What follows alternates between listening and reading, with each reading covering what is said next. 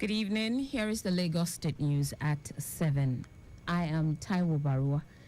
Lagos State Governor Babajide Sanwo-Olu has reaffirmed the commitment of the state government to promoting green business practices and renewable energy in the state. Governor Sanwo-Olu stated this at the opening ceremony of the Lagos International Trade Fair 2024 with the theme Connecting Businesses and Creating Value.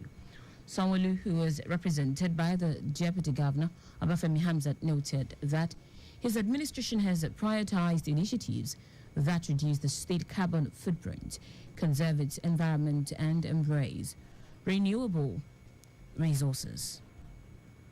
Sanwo-Olu therefore invite all and stakeholders in and outside the country to align with the values it's created, noting that the government works together with them towards a more sustainable Lagos for generations to come. While noting the importance of the theme, which resonates deeply with the collective vision for Lagos, Governor Sanwo-Olu said the mission of the state government is to position Lagos as a regional hub and a thriving global marketplace, one that harnesses the energy, resilience, and ingenuity of its people to drive forward economic prosperity and sustainable development. Members of the House of Representatives Committee on Ecology Funds have visited Lagos for a first-hand experience of some erosion-prone areas to ensure that all appropriated funds are properly applied. The team, led by the Vice Chairman of the committee, Oyedeji Oyeshino, were received by the Commissioner for the Environment and the Water Resources, Tokunbo Wahab.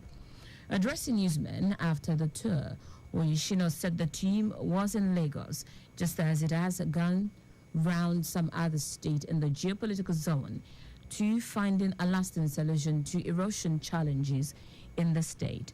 Oyeshino explained that the federal government had decided to pause on the use of the ecological funds in order to allow the committee to conduct a holistic assessment and advise federal government on the subsequent disbursement of the funds to states appropriately. He stressed that part of the mandate of the committee is to ensure that all communities affected by erosion and other ecological issues are adequately catered for when the funds are allocated.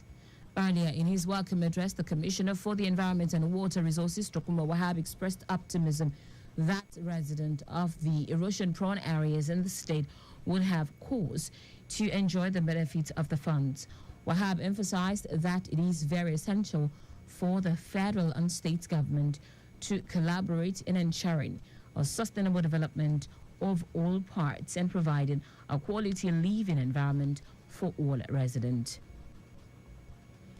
To enable healthy living, the Lagos State Ministry for Women Affairs and Poverty Alleviation, WAPA, has distributed nutritional food packs to 120 indigent women within Lagos Island local government area.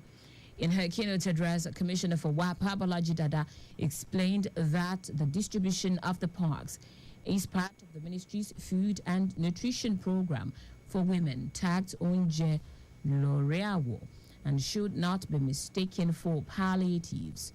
Dada noted that food provides the body with the necessary nutrients to function correctly, and without an adequate diet, people become more susceptible to illness and diseases.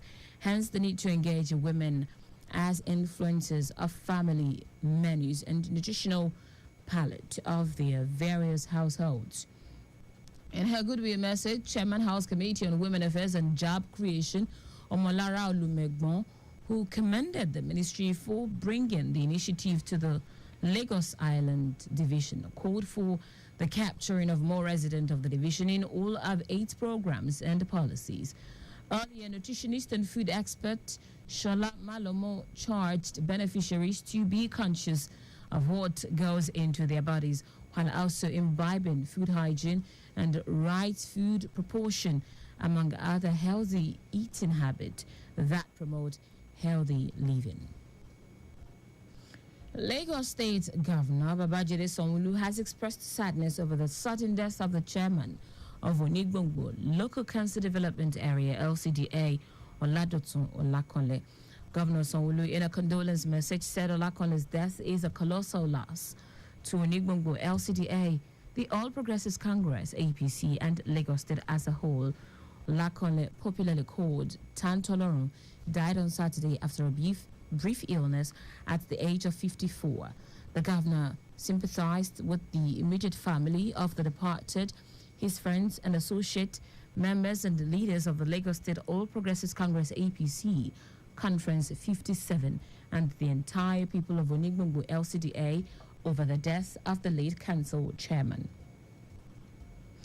That's it on the State News at 7. But just before we go, do not drive beyond specified speed limit.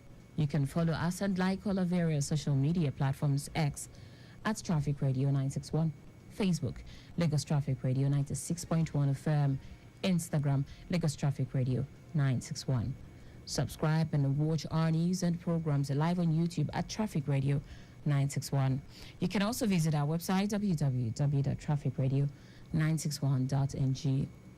Did you know that the Sanwo-Olu administration received the reviewed version of Lagos Tourism Master Plan 2020 to 2030? You can get more details on the Lagos State Government website. For contact with the newsroom, send a message to info@trafficradio961.ng. That ends the news broadcast compiled by Adirayo Iduwalaya. I am Taiwo Baruwa. Thank you.